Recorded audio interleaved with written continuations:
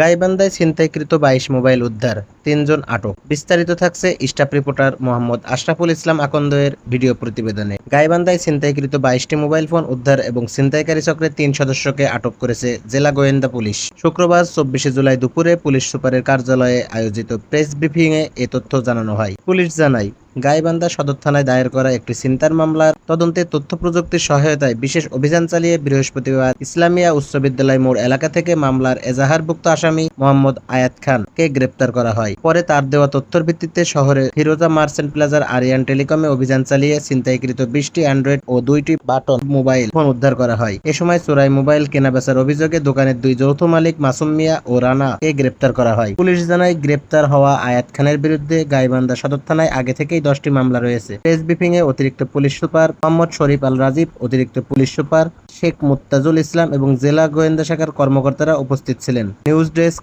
দৈনিক ইনসাফের চোখ।